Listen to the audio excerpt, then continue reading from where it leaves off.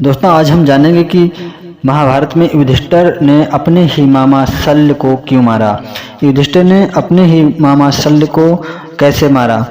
क्योंकि महाभारत में युधिष्ठिर के मामा शल्य जो थे वह कौरवों के पक्ष में युद्ध कर रहे थे, जो कि दानवीर कर्ण के सारथी थे। दानवीर कर्ण की मृत्यु के पश्चात जब उन्हें ये ज्ञात हुआ कि दानवीर कर्ण की मृत्यु भद्राज शल्य की गलती के कारण ही हुई है, तब उन्होंने ये प्रतिज्ञा की कि वह पांडवों से युद्ध कर उन्हें मृत्युदंड देंगे। और अगले ही दिन जब वह युद्ध के मैदान में आते हैं तो अपने पराक्रम से पांडवों की सेना में हाहाकार मचा देते हैं।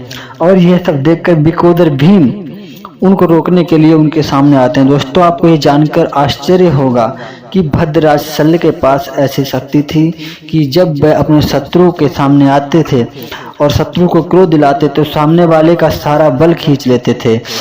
शल्य की इस तरह जीतना असंभव था, क्योंकि शल्य की सबसे बड़ी ताकत यह थी कि वह अपने शत्रु को क्रोध दिलाते थे और जैसे ही शत्रु क्रोध में आकर उन पर प्रहार करता तो उसकी सारी शक्ति शल्य के पास चली जाती थी और इस तरह शत्रु को निर्बल करके शत्रु पर विजय प्राप्त कर लेते थे। जब महाबली भीम से आमना सामना होता है भद्राज शल्य का, शल्य उनको क्रोध दिलाते हैं और जब भीम को क्रोध आता है तो भीम जिनमें 10,000 हाथियों का बल था उनकी सारी शक्ति भद्राज शल्य के पास चली जाती है और शल्य भीम को मार मार कर धूल चटा देते हैं। और यह सब देखकर भीम के अनुज सहदेव को क्रोध आता है और वह क्रोध में शल्य को ललकारते हैं और शल्य से युद्ध करने को उनको ललकारते हैं और शल्य से युद्ध करने के लिए तैयार हो जाते हैं। जब भद्राज शल्य सहदेव से युद्ध करते हैं और सहदेव को क्रोध दिलाते हैं अनर्गल बातें करके, तो सहदेव क्रोध में आकर उन पर प्रहार करते हैं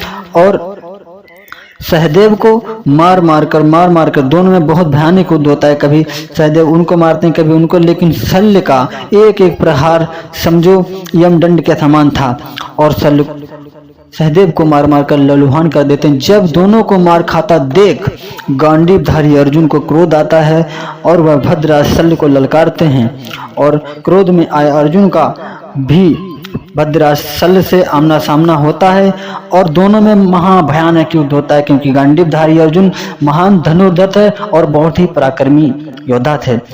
दोनों में महाभयानक युद्ध होता है, युद्ध काफी देर तक चलता है।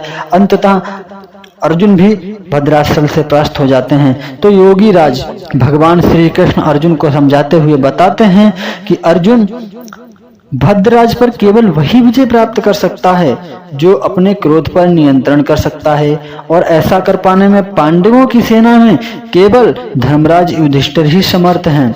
धर्मराज को सारी बात बताकर शल्य से युद्ध करने को कहते हैं भगवान श्री कृष्ण। धर्मराज युधिष्ठिर वैसा ही करते हैं जैसा भगवान श्री कृष्ण कहते हैं, लेकिन शल्य अनर्गल बातें करके धर्मराज युधिष्ठिर को भी क्रोध दिलाने की चेष्टा करते हैं, किंतु वे धर्मराज अपने क्रोध पर नियंत्रण रखते हैं। अपने क्रोध को काबू में कर भद्राज शल्य से युद्ध करते हैं। दोनों में काफी देर तक युद्ध होता है और अंततः धर्मराज युधिष्ठिर अपने ही मामा भद्राज शल्य को मृत्यु के घाट उतार देते हैं और इस तरह शल्य का अंत होता है। दोस्तों मामा शल्य को युधिष्ठिर इसलिए ही मारते हैं कि अगर वो उनको नहीं मारते, वो पांडवों के युद्ध में पांडवों के पक्ष में युद्ध कर रहे थे तो वो पांडवों को मौत के घाट उतार देते और तो धर्म की विजय नहीं होती, धर्म हार जाता, धर्म की विजय हो जाती। तो इसीलिए उन्होंने अपने मामा को मारना पड़ा।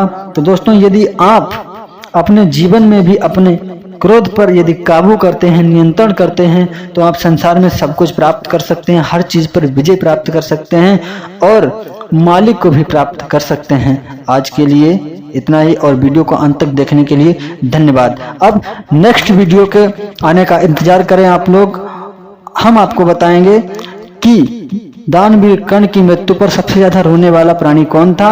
और दोस्तों ऐसे ही इंपॉर्टेंट जानकारी के लिए आप हमारे चैनल को सब्सक्राइब करें ताकि आने वाला नया वीडियो सबसे पहले आप तक पहुंच सके।